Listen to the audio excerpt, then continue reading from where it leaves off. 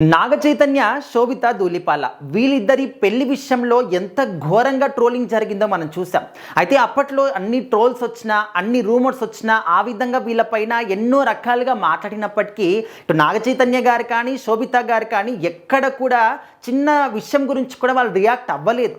ఎందుకు రియాక్ట్ అవ్వలేదు అంటే చాలామంది కూడా ఏమనుకున్నాము, వాళ్ళు సైలెంట్గా ఉన్నారంటే వీళ్ళు చాలా సీక్రెట్గా మెయింటైన్ చేస్తున్నారు వాళ్ళ యొక్క ప్రేమ విషయాన్ని, ఇంట్లో కూడా చెప్పట్లేదు అని చెప్పేసి మనం అనుకున్నాం.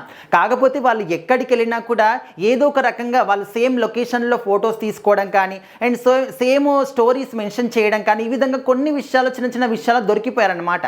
కానీ అవి చూసిన తర్వాత చాలా ఘోరంగా రూమర్స్ వచ్చాయి వాళ్ళ పైన. వీళ్ళు తెలియకుండా సీక్రెట్గా ఒక మెయింటైన్ చేస్తూ ఉన్నారు, ప్రేమించుకుంటున్నారని చెప్పేసి, లివింగ్ ఇన్ రిలేషన్షిప్లో ఉన్నారని చెప్పేసి రకరకాలుగా అనుకున్నారు. కాకపోతే ఏ ఒక్క దానికి కూడా వాళ్ళు ఎందుకు రియాక్ట్ అవ్వట్లేదు అంటే రియాక్ట్ అవ్వట్లేదు కాబట్టి ఇది నిజం కాదేమో, మనమే ఊహించుకుంటున్నామేమో అని చెప్పేసి ఆ రకంగా కూడా రూమర్స్ అనుకునేంత వరకు తీసుకొచ్చారు.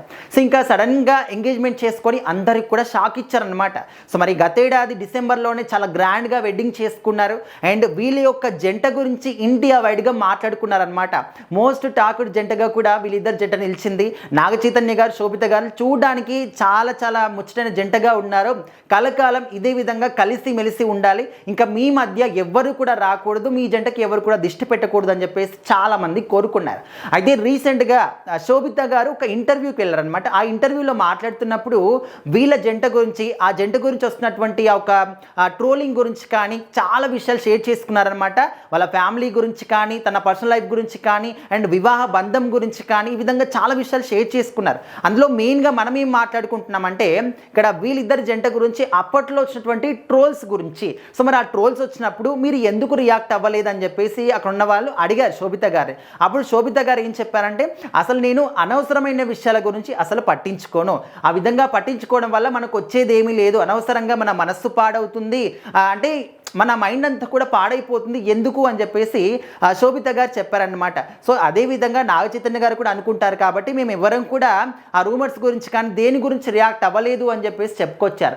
అండ్ దానికి తోడు ఇప్పుడు నార్మల్గానే ఒక సెలబ్రిటీ గురించి జనాలకి తెలుసుకోవాలి, ఏదో ఒక రకంగా వాళ్ళ విషయాల్ని, మనం పర్సనల్ లైఫ్ విషయాల్ని తెలుసుకోవాలి అని చెప్పేసి ఒక ఆసక్తి అనేది డెఫినెట్లీ ఉంటుంది. కానీ వాటి గురించి మనం ఎందుకు రియాక్ట్ అవ్వాలి, అనుకోనిలే అని చెప్పేసి వదిలేయాలి. సో వాళ్ళు ఆ విధంగా మనల్ని కించపరుస్తూ మాట్లాడారు, నెగిటివ్గా మాట్లాడారు అని చెప్పేసి మనం ఏమాత్రం కూడా కృంగిపోకూడదు.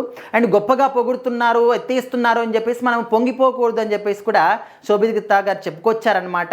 అండ్ దానికి తోడు వాళ్ళ యొక్క ఆలోచనలు అనేవి చాలా చాలా అంటే పాజిటివ్గా ఉంటాయన్నమాట. నాగ చైతన్య గారికి కావచ్చు, శోభిత గారికి కావచ్చు. సో వాళ్ళంటే తనకు వివాహం గురించనే కాకుండా తన పెళ్ళికి ముందు కూడా తన యొక్క పర్సనల్ లైఫ్ గురించి చాలా చాలా నెగిటివ్ కామెంట్స్ అనమాట, చాలా రూమర్స్ వచ్చాయి.